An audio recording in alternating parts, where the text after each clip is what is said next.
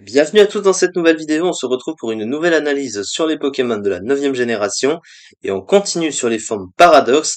On va commencer avec les formes paradoxes du futur puisque on a Roue de Fer qui est la première des formes paradoxes de Pokémon violet et donc des formes du futur, donc de Pokémon qui existent de base. Comme c'était le cas du coup pour celles du passé, c'était des formes de Pokémon de base mais du passé. Voilà, vous l'aurez compris, c'est pas le même entre Écarlate et Violet. Et du coup, Roue de Fer, c'est un Donphan du futur. Il y avait Fort Ivoire pour le Donphan du passé. C'est un des dominants que l'on rencontre de base dans le jeu. On va donc parler de lui. Au niveau du type, il a un double type Sol et Acier. Sol et Acier, un type qu'on n'a pas vu depuis Minotaur Stylix. Et Sol Acier, c'est un excellent double type, hein, autant défensivement et offensivement, même si défensivement on va retrouver des faiblesses gênantes, hein. On a notamment 4 faiblesses combat, feu, sol et eau. Les 4 faiblesses sont extrêmement gênantes, mais on a les faiblesses classiques du type acier notamment, donc on va très souvent et voire quasiment tout le temps couvrir à côté, donc forcément voilà, on a l'habitude de ça.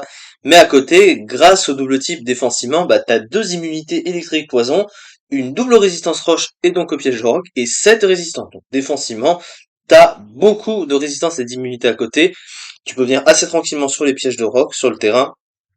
T'as des résistances très utiles, hein, au type fée, au type insecte, au type acier, au type vol, des trucs assez cool. Donc défensivement, ça reste très intéressant. Et là où c'est très fort, évidemment, c'est également offensivement. Puisque sol et acier, ça match très bien ensemble offensivement. Vous voyez que c'est super efficace. Sur 441 Pokémon, c'est resté par 34 Pokémon. Et on compte tous les Pokémon dans le lot. Sachant que avec une attaque de type roche, tu touches à peu près eh bien tous les Pokémon du jeu puisque tu as le Edgequake plus une attaque acier et ça il n'y a aucun Pokémon actuellement dans le jeu qui résiste au combo. Donc offensivement, sol et acier, c'est très fort bien sûr. Sur le plan du talent, alors le talent c'est charge quantique, c'est l'équivalent de paléosynthèse mais avec un autre nom, sauf qu'il fonctionne différemment puisque paléosynthèse, il fallait utiliser le soleil pour booster la meilleure stat du Pokémon, la meilleure stat investie, et là c'est avec un champ électrifié au lieu du soleil, et de la même manière, sinon on utilise une capsule d'énergie booster pour booster le Pokémon au début du combat. Alors, sur ce Pokémon-là, utiliser ce talent, c'est pas vraiment adapté. Parce que, en général, tu vas préférer utiliser un objet stratégique sur ce Pokémon, et malheureusement, pour utiliser le champ électrifié, bah, il faut utiliser un Pokémon qui le pose. Tokoriko n'est pas revenu dans le jeu, t'as que, comment il s'appelle, Pincurchin, là, je sais plus comment il s'appelle ce Pokémon en français, le concombre électrique, là, c'est terrible, hein, c'est des Pokémon dont j'ai même plus le nom, j'ai plus que le nom en anglais, enfin, oui, en anglais, donc Pincurchin en français. Watapik, voilà, je viens de me retrouver le nom. Et du coup, bah, en fait, ce Pokémon est mauvais. Et le problème, c'est que, bah, ça cumule des faiblesses gênantes, notamment celle au type sol, parce que le type électrique est faible au type sol. Il est faible au type sol aussi. Deux faiblesses sol dans la team, c'est un peu compliqué à justifier. Après, c'est vrai que comme il a une immunité électrique, tu vas pas prendre le risque de prendre des attaques électriques plus puissantes boostées par le terrain en face. Donc, en vrai, c'est pratiquement sur ce Pokémon-là avec ce type, c'est beaucoup plus compliqué à utiliser. Mais si tu utilises un terrain électrique à côté, pourquoi pas? Après, encore une fois, il y a que ce Pokémon qui le pose naturellement. Sinon, il faut que tu aies un autre Pokémon qui le pose artificiellement. Et bon, faut que ce soit adapté dans la team. Donc sinon, bah en fait, ce talent est un petit peu situationnel en fonction de si tu veux l'utiliser ou pas. Et sinon, c'est comme si qu'il avait pas de talent en fait, ce Pokémon. Donc bon, ça c'est un petit peu dommage. Mais en fait, il y a beaucoup de choses qui le compensent, puisqu'il a des stats qui sont bonnes, ce Pokémon.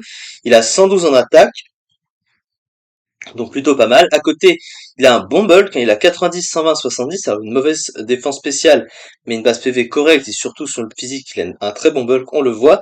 Et surtout, il a une très bonne vitesse de 106, donc il est pas lent ce Pokémon, et ça fait plaisir à voir. Il est plus rapide que Fort Ivoire, notamment.